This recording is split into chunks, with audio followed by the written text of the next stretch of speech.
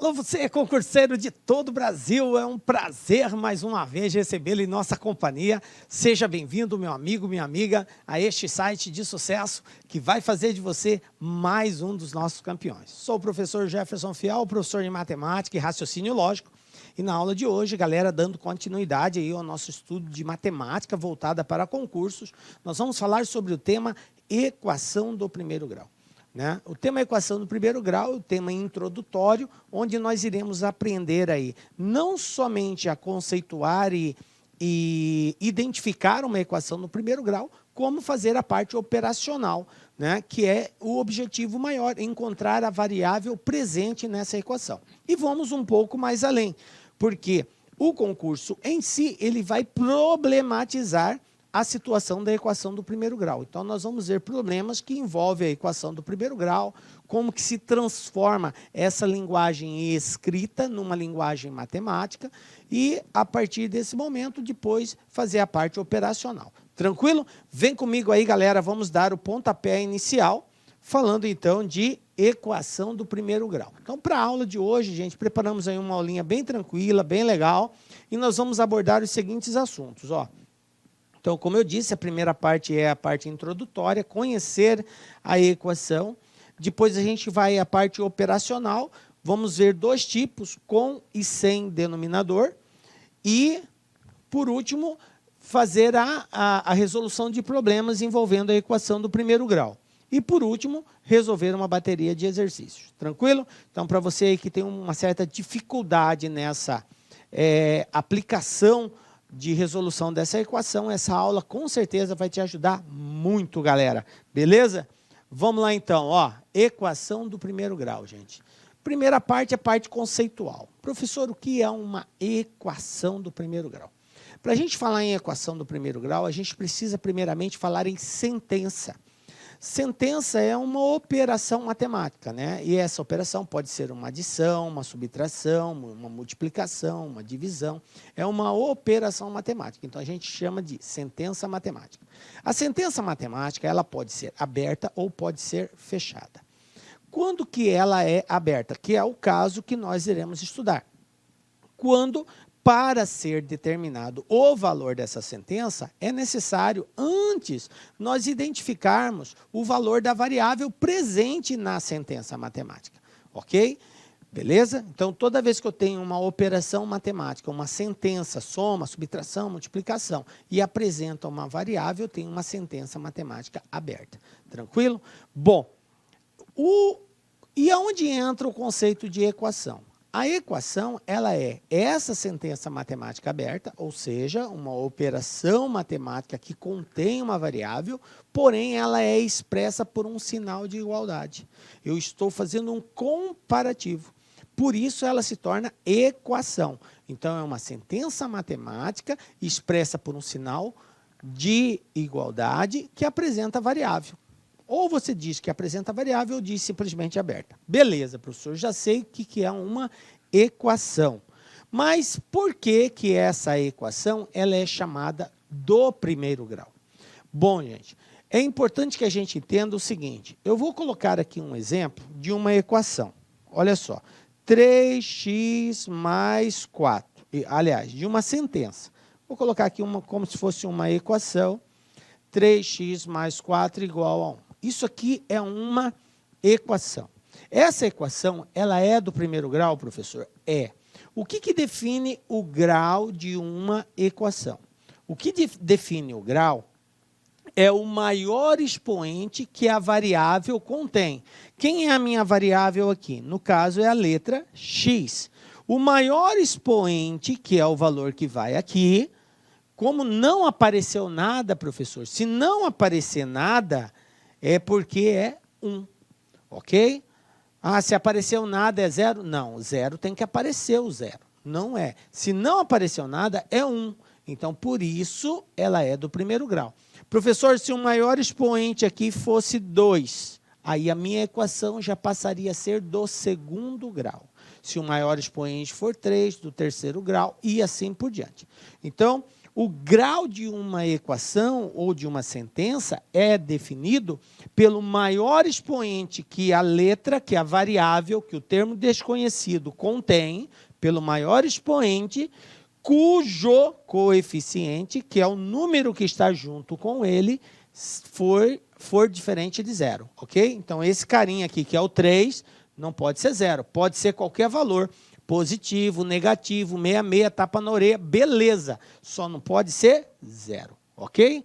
Bom, então já sabemos por que a nossa equação ela é do primeiro grau. Daqui a pouco a gente vai detalhar mais essa nomenclatura. Então eu tenho aqui uma equação do primeiro grau, x mais 7 igual a 16. Bom, primeiramente é importante que a gente entenda toda a linguagem, toda a nomenclatura que nós utilizamos quando nós fazemos referência a uma equação. Você precisa compreender esse processo para depois, quando nós abordarmos alguma fala, você não vai ficar aí sem compreender o que nós estamos querendo dizer. Tranquilo? Bom, primeira situação é que o sinal de igualdade, ele divide a equação em duas partes. Divide em duas equações, a equação em duas partes, que são chamados de membros, ok?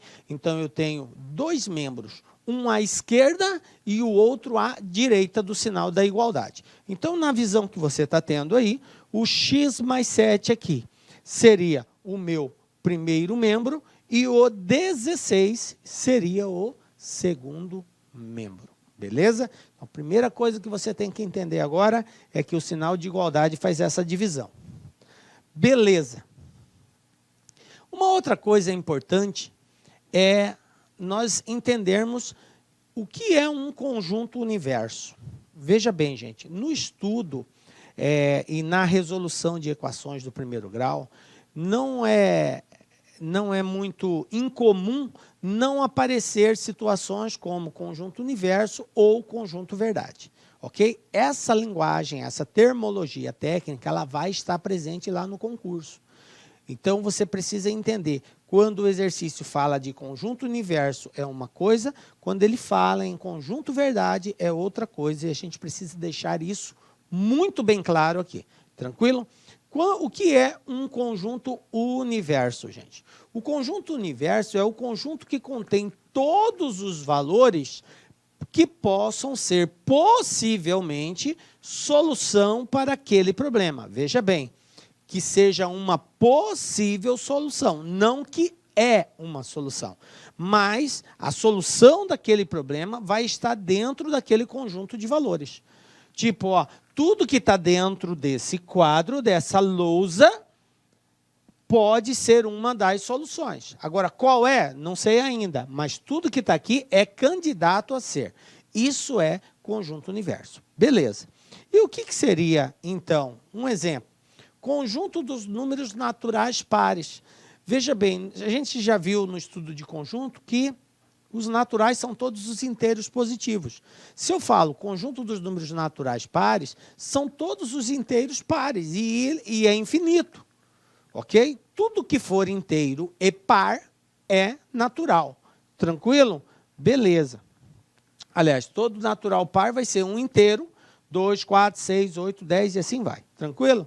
Bom, conjunto verdade, gente. Conjunto verdade. O que é o conjunto verdade? Então, o universo é um conjunto de valores. Verdade são, dentre esses valores do conjunto universo, somente aqueles que fazem com que a sentença, com que a equação seja verdadeira. Tranquilo? Eu não vou aproveitar todos aqueles que estão disponíveis. Vou aproveitar alguns ou nenhum. Aqueles que forem aproveitados fazem parte do conjunto verdade. Tranquilo? Bom, uma coisa que é importante a gente entender também é o seguinte: uma equação do primeiro grau, ela vai ter somente uma solução para aquele valor. Eu não vou ter duas soluções que vai fazer aquilo ali ser verdadeiro. Eu vou ter uma solução somente. Tá? A gente chama assim de raízes ou solução do problema. Tá? O grau da equação define a quantidade de soluções que eu terei. Então, numa equação do primeiro grau, eu vou ter uma solução para aquela equação. Beleza. Formas de fazer pode ser diferenciada. Eu posso resolver de um jeito A, de um jeito B, de um jeito C. Mas a solução será sempre a mesma. Tranquilo? Bom, um exemplo de conjunto verdade. Número natural par primo. Veja bem, número natural, a gente sabe que são todos os inteiros positivos. Par, 2, 4, 6, 8. Só que ele quer par e primo. Então, o único número par e primo é o número 2. Então, qual é o conjunto verdade aqui? É o número 2. Esse é o conjunto verdade. Tá? Aqui, na verdade, não é U, é V. Ok? Conjunto verdade 2. O meu conjunto universo são todos os números naturais. O meu U seria N. Conjunto universo N, que indica o conjunto dos números naturais. Conjunto verdade V, o 2. Beleza? Então, vamos lá.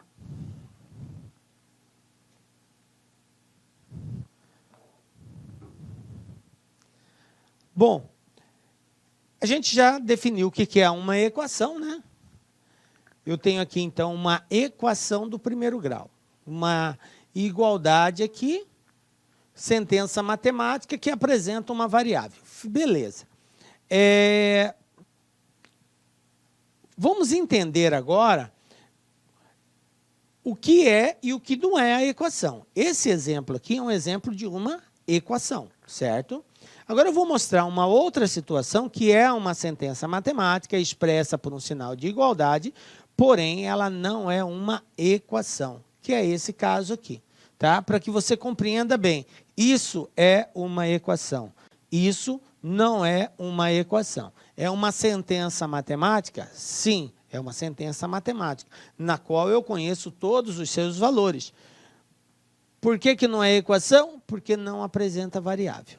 Tranquilo? Entenderam a diferença?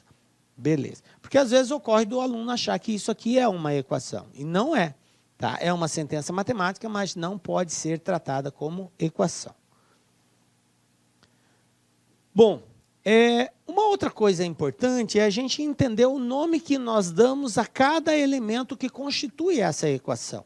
Ok? Então, eu tenho aqui um exemplo de uma equação, 3x sobre 2, menos 2, mais 3x, menos 4, igual a menos 4, menos x. Cada elemento que constitui essa equação tem um nome específico. Então, numa equação, eu vou ter incógnita ou variável, eu vou ter termos e eu vou ter coeficientes.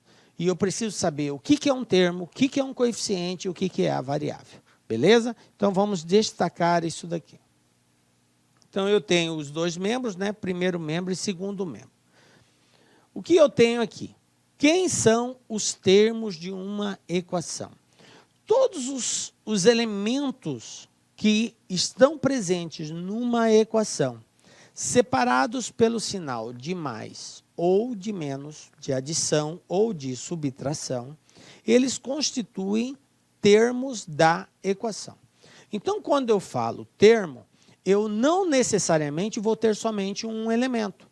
Eu posso ter um elemento, posso ter dois elementos juntos, posso ter 3, 4, 5, posso ter vários elementos juntos. Inclusive na parte de cima ou na parte de baixo também, tá? Porque eles formam um só, numerador e denominador. Posso ter fração como termo, posso ter termo só inteiro, sem ser fracionário. Então, olha só, o sinal de menos, aqui eu tenho um sinal de menos, tá? Aqui eu tenho um sinal de menos. Aqui eu tenho um sinal de mais, aqui eu tenho um sinal de menos, aqui eu tenho um sinal de mais. Então, vocês observem que, para identificar a quantidade de termos, basta eu verificar quantas adições ou subtrações existem. Então, eu tenho aqui, ó, 1, 2, 3, 4. Né? Eu tenho, tendo os sinais de mais e menos, eu consigo contar os termos, porque os termos estão sempre entre eles. Então, eu tenho aqui um termo, 2 termos, 3 termos, 4 termos, 5 termos. E aí eu coloquei eles de forma separada aqui. Detalhe, gente. O sinal que antecede esse termo acompanha, está presente, faz parte dele. Então, quem é o primeiro termo dessa equação aqui? É o 3x sobre 2. Ele é positivo quando não aparece nenhum sinal. O segundo aqui é o menos 2. O terceiro é o 3x positivo. O próximo aqui é o menos 4, não 4, menos 4, porque tem um sinal antes. E o último termo aqui é o menos x, ok? Não esqueçam que o sinal acompanha o termo. Beleza. Incógnita. O que é a incógnita? É o termo desconhecido, é a variável, é o elemento que nós queremos encontrar. Então, nesse caso aqui, eu só tenho um elemento desconhecido, que é a letra x. Professor, nesse caso, não teria que colocar menos x? Não. Para a identificação da variável, nós não colocamos o sinal, tá? Nós simplesmente indicamos qual é a letra que está presente nessa equação. Tranquilo? Letra x. Aí eu tenho termos com incógnita. O que são termos com incógnita? É os termos aonde a incógnita está presente. Então, eu tenho aqui, ó, nesse primeiro, 3x sobre 2. Então, eu tenho um termo que apresenta incógnita. Eu tenho esse outro, 3x, é um termo que apresenta incógnita. E eu tenho esse outro, menos x, que é outro termo que apresenta incógnita. Aí eu tenho os coeficientes. Eu vou colocar aqui, ó, coeficientes. Professor, o que é o coeficiente? Coeficiente são exatamente os números que estão juntos com a incógnita. São os números que estão presentes com a letra, estão associados a ela.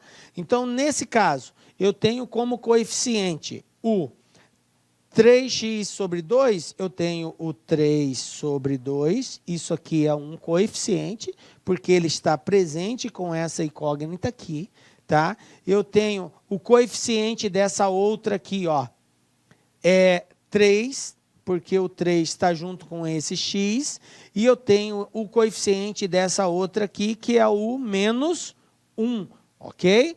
Então, o coeficiente que está junto com as incógnitas são exatamente esses valores aqui. Só para que você entenda, tá, que coeficiente é o nome que se dá àquele valor numérico que está junto com a letra. Beleza?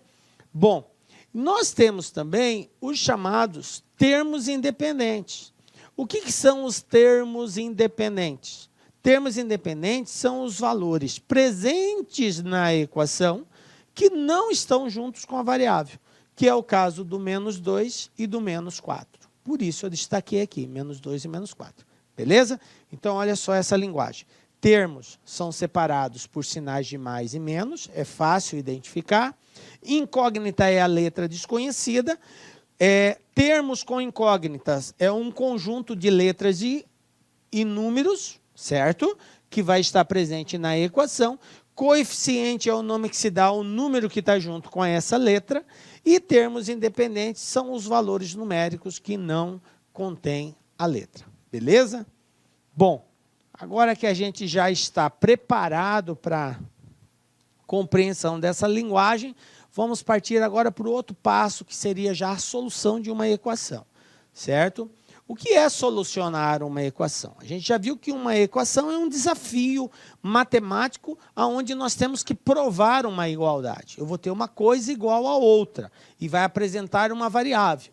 Então, solucionar uma equação é encontrar o valor dessa variável que faz com que essa sentença aberta seja verdadeira. Eu tenho aqui, por exemplo, 3x igual a 18. Isso é uma equação? Sim. Professor, qual a operação matemática que está envolvida aí? A de multiplicação. 3x é a mesma coisa que 3 vezes x. Não apareceu um indicativo de multiplicação, mas toda vez que você tiver um número e uma letra junto, 5yz, isso é a mesma coisa que 5 vezes y vezes z. Você não tem necessariamente a obrigação de indicar a multiplicação. Isso já fica de forma implícita. Se você tem um número e uma letra juntos, de forma implícita, já existe uma multiplicação ali. Tranquilo? Então, 5yz é 5 vezes y vezes z. 3x quer dizer 3 vezes x. Beleza. Então, para nós resolvermos isso daqui, basta a gente encontrar o valor que vai fazer isso aqui ser verdadeiro. Então, qual é o elemento que multiplicado por 3 vai dar 18? Ah, professor, o número que multiplica por 3 e dá 18 é 6. Então, 3 vezes 6, 18. Pronto, a solução dessa equação é o 6. Ou seja, o conjunto verdade é o número 6. Tranquilo? Isto que é encontrar a solução de uma equação. Beleza. Vamos pegar um outro caso aqui. Ó. Eu tenho aqui x mais 7 igual a 12. Qual o número que somado com 7 dá 12? Ah, professor, essa é fácil, 5. Beleza, 5 é a solução desse problema, tá? Professor, está muito fácil. Calma, nós estamos compreendendo o processo, tá? E é muito importante que, principalmente você que tem um pouco mais de dificuldade, que você acompanhe esse passo a passo para quando a gente chegar nos casos mais complexos, você não vai ter tanta insegurança na hora de resolver, beleza? 20 menos x igual a 15. A solução disso é um número que tirado de 20 dá 15. Professor, é 5 também. Ah, beleza, 5. Ó, professor, que coincidência. A primeira equação, a solução deu 5. A segunda equação, a solução também deu 5. Tem alguma coisa a ver? Tem. Sim, e foi proposital que eu coloquei esses dois formatos de equação. Por quê? Para que você entenda o nome que se dá quando duas equações apresentam a mesma solução. Olha só, elas são chamadas de equações equivalentes. Aí o aluno fala assim, professor, mas qual que é a necessidade de eu saber isso? A CESP, por exemplo, é uma banca que usa, às vezes, desse recurso, porque ela faz afirmativas e pede para você julgar.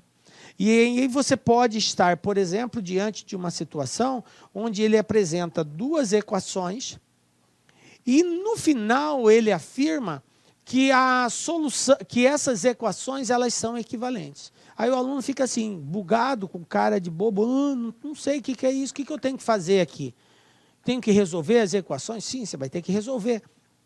Mas o que é uma equação equivalente? Então, equação equivalente são equações que apresentam o mesmo conjunto solução. O conjunto verdade é o mesmo. O mesmo valor de solução para a equação A é para a equação B. Então, eu digo que A e B são equivalentes. Tranquilo? Beleza. Bom. Continuando aí, galera.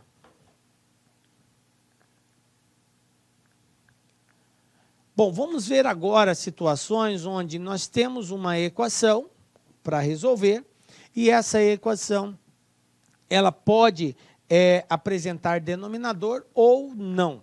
Vamos ver primeiramente os casos que não apresentam denominadores e aí depois a gente resolve os com denominadores.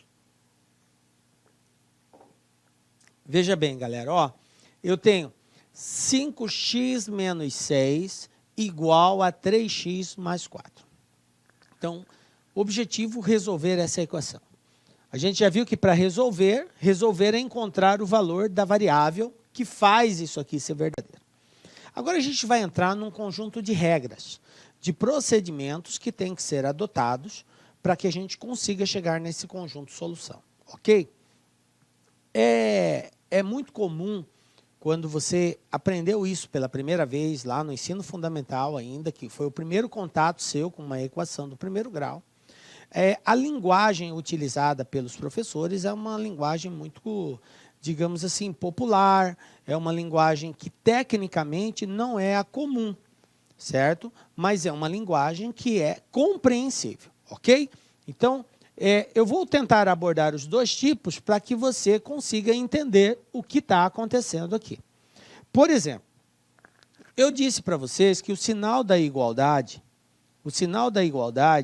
ele separa a equação em duas partes, em primeiro membro e segundo membro.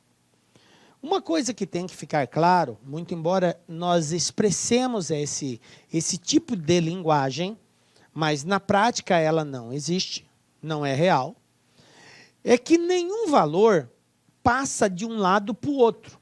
E a gente usa essa linguagem. E você está acostumado com essa linguagem, porque o professor, quando ele ensina, ele fala, passa para o primeiro membro, passa para o segundo, o que tem vem para cá, vai para lá. Beleza, gente. Por uma questão de compreensão, é aceitável esse tipo de linguagem, mas não que seja correto isso. Porque, às vezes, o aluno fica achando que o número anda, que ele desloca mesmo. Ele saiu daqui e deslocou para lá. Não, isso não ocorre.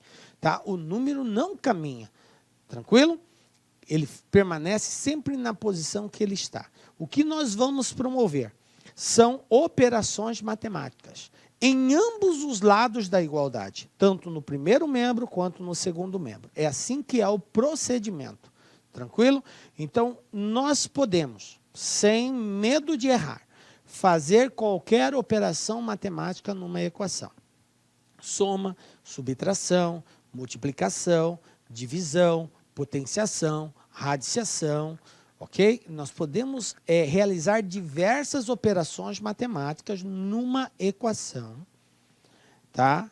Com a seguinte condição: tudo que você fizer de um lado, você tem que fazer do outro. Como assim, professor? Se você soma 10 de um lado, você soma 10 do outro. Se você multiplica por 1000 de um lado, você multiplica por 1000 do outro. A condição é essa: o que se faz de um lado da igualdade se repete do outro da igualdade. E isso vai lhe dar a garantia de não alterar o conjunto verdade. Ou seja, a solução do seu problema continua a mesma. Mesmo que eu multiplique aqui por 7, professor, sim, desde que do outro lado você multiplique por 7, não altera o resultado. Tranquilo? Então, para que a gente caminhe numa linguagem técnica compreensível, é isso que vai acontecer. Tudo que eu fizer de um lado, eu faço do outro. E nós vamos ter que proceder dessa forma para poder resolver uma equação. Bom, professor, mas não foi assim que eu aprendi. Eu aprendi que o que tem a variável eu deixo de um lado, o que não tem a variável eu passo para o outro lado.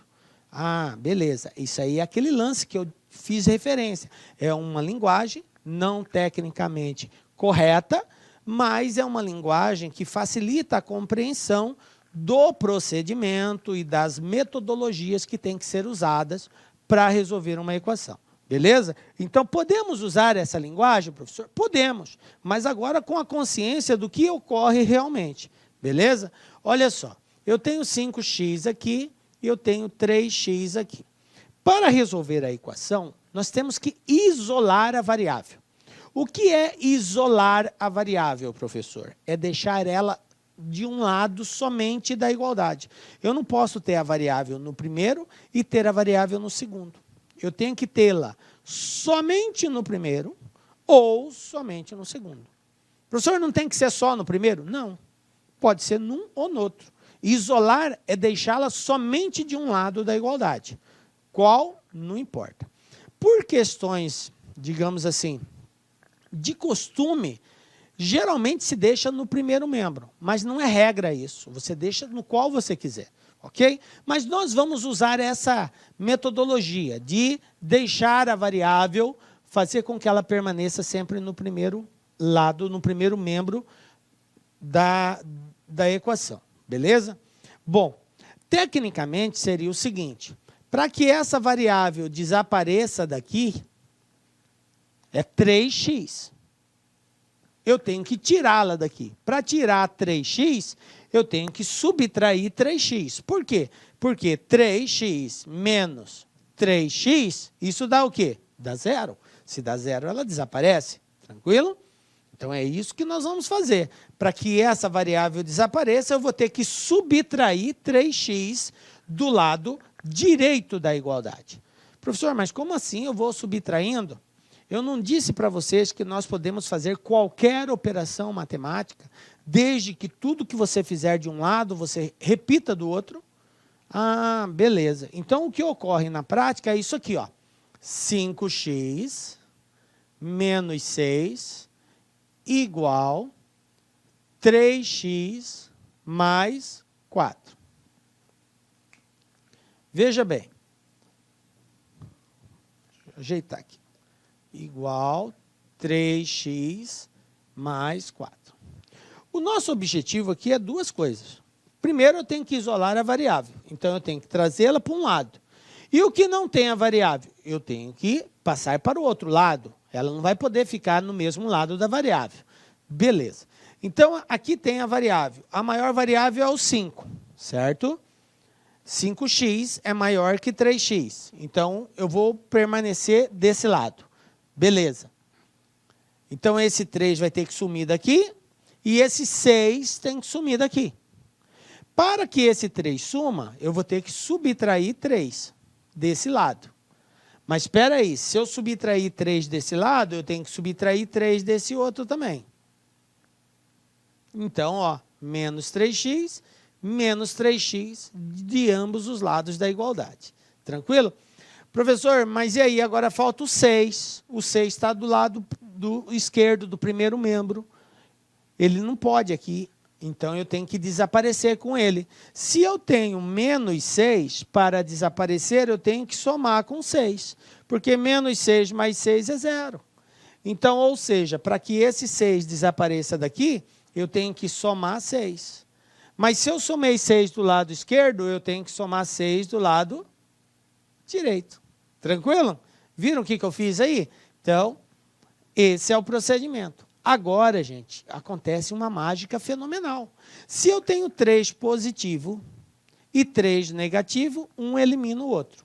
Pronto. Se eu tenho 6 negativo e 6 positivo, um elimina o outro. Quem sobrou desse lado? 5x menos 3x. Quem sobrou do outro lado? O 4 mais o 6. Tranquilo? Beleza. Então, de agora para frente, o que nós vamos proceder? Nós vamos fazer a operação com números inteiros. O que é a operação com números inteiros? Que é uma regra que você tem que dominar muito fortemente. Essa regra diz o seguinte, olha só, adição com números inteiros. Se você tem, por exemplo, mais 3, mais 2, menos 3, menos 2. Números com sinais inteiros, adição de números com sinais inteiros. Adição de números inteiros. Se os sinais forem iguais, você vai ter que somar e conservar o sinal. 3 positivo, 2 positivo. Soma 3 mais 2, 5. Conserva o sinal mais. Tranquilo? Menos 3, menos 2. Sinais iguais. Soma 3 com 2, 5. Conserva o sinal. Uma coisa que você não pode fazer é jogo de sinal aqui. Porque aqui não é uma multiplicação. Jogo de sinal, meu amigo, minha amiga, você só irá fazer se você estiver multiplicando ou dividindo. Ok? Caso contrário, prevalece essa regra. Se forem iguais, soma e mantém o sinal. Tranquilo? Professor, e se for diferente? Por exemplo, mais 3, menos 2, menos 3, mais 2. Se forem diferentes, nós vamos subtrair e conservar o sinal do maior número. Subtrair, como que eu faço essa subtração? Você pega o maior número e tira o menor. O maior é 3. 3 tira 2, 1. Quem é o maior? 3. Qual é o sinal dele? Mais. Então, a resposta vai ser mais 1. Menos 3 mais 2. Sinais diferentes. Então, tem que subtrair. 3 tira 2, 1. Quem é o maior? 3. Qual é o sinal dele? Menos. Então, fica o sinal negativo. Beleza? Tranquilinho? Bom, recordado essa regra de sinais, aí a gente vem para cá. Isso eu só posso fazer quando eu tiver termos correspondentes. Um termo é correspondente do outro quando ele for igual ao outro, seja em letra, seja em número somente, tá? Então, termos correspondentes, 4, todos os números são correspondentes. As letras são correspondentes também. as mesmas letras. X não é correspondente de Y, X é correspondente de X. E X não é correspondente de X ao quadrado. A correspondência implica em ter a mesma letra e o mesmo expoente. Aqui não aparece nada, é 1. Aqui é 2. Então, elas não são correspondentes, porque aqui o expoente é 2, aqui o expoente é 1. Então, para ser correspondente, tem que ter a mesma letra e o mesmo expoente. Tranquilo? Bom, essa é a analogia que a gente faz. São correspondentes, beleza. Apresentam a mesma letra com o mesmo expoente. Então, vai a regra de sinais. O 5 é positivo, o 3 é negativo, 5 tira 3, 2. O sinal do maior é positivo, fica positivo. Ok. Aqui, o 4 é positivo, o 6 é positivo, porque quando não aparece sinal é positivo. Então, sinais iguais, soma e conserva o sinal. 6 mais 4, 10, positivo. Beleza? Bom. E agora, professor, como que eu faço aí? 2x igual a 10. Mais uma vez, voltando lá ainda quando você aprendeu, o professor dizia assim, se um número está multiplicando de um lado da igualdade, você vai passar ele para o outro lado, ele passa dividindo. Ou dividindo. Se ele está dividindo, ele passa para o outro lado multiplicando. Então, como eu disse, são linguagens coloquiais que, digamos, facilita a nossa compreensão. Mas, tecnicamente, o que acontece? Como eu falei para você, número não caminha. Não tem como um número andar de um lado para o outro. Então, números não se passa de um lado para o outro. O que ocorre são operações matemáticas iguais, equivalentes de ambos os lados. Veja bem, para que esse 2x desapareça e fica somente x, ao invés de 2x, tá? Eu posso simplesmente dividir por 2. Se eu dividir 2x por 2, eu vou ter somente x. Para que ele 2 se torne somente 1, é só eu dividir por 2. Ah, professor, então eu posso fazer isso aqui? Posso. O que eu vou fazer é isso aqui, ó. Dividir por 2 aqui, dividir por 2 aqui. Por quê? Porque tudo que eu fizer de um lado, eu tenho que fazer do outro. Ah, beleza. Então, 2x dividido por 2 vai ficar somente x. 10 dividido por 2 vai ser igual a 5. Pronto. 5 é a solução do problema. Porque solucionar é encontrar o valor de x que faz isso aqui ser verdadeiro. Depois, se você quiser tirar a prova, é só substituir o 5 no lugar do x e verificar se a igualdade é verdadeira. 5 vezes 5, 25. 25 tira 6, 19. 3 vezes 5, 15. 15 mais 4, 19. 19 igual a 19, então é verdadeiro. Beleza? Tranquilo? Bom, gente, eu fiz essa equação usando termos técnicos e mostrando para você como que, de fato, ocorre. É óbvio que você não vai precisar fazer desse jeito. Professor, eu acho mais fácil usar aquela linguagem que eu aprendi. Passa de um lado para o outro, trocou de lado, troca o sinal, está multiplicando, vai dividindo, está dividindo, passa multiplicando. Galera, eu também vou usar essa linguagem. Nós vamos falar desse jeito. Mas eu precisava mostrar para você, para que você entendesse o que é tecnicamente correto. Tá? Mas aí agora nós vamos usar essa linguagem mais coloquial, até por você estar mais acostumado com ela e não causar uma certa dificuldade na compreensão. Eu sei que isso aqui foi mais difícil de compreender, mas isso é o que tecnicamente é correto. Beleza? Bom, então, usando essa mesma situação aqui, ó, se você vai resolver esse exercício de forma mais prática, mais direta, o que você faria? Objetivo, isolar a variável. Então, o que tem a variável, x vai para um lado, o que não tem vai para o outro. Trocou de lado, troca o sinal. Então, olha só, o 3 é positivo, vem para cá, negativo, ó, menos 3. O 6 é negativo, vai para lá, positivo. Pronto. 5 tira 3, 2. 4 mais 6, 10. O 2 está multiplicando, passa dividindo. 10 Inicialmente eu peço licença, pois interrompi seus estudos, mas essa videoaula é uma videoaula demonstrativa do site Lá Concursos.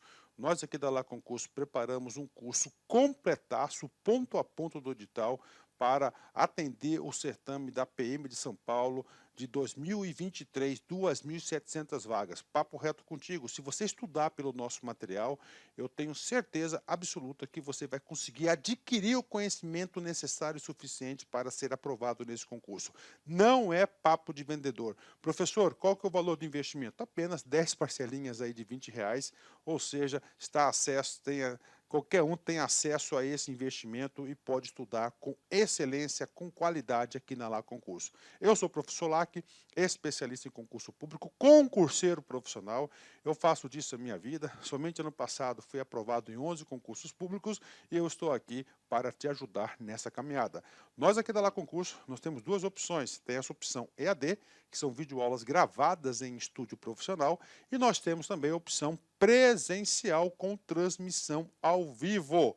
É isso mesmo. Quer saber maiores informações? Clique aqui embaixo, converse com nossos atendentes, que nós estamos prontos para te atender. Valeu! Tchau, tchau!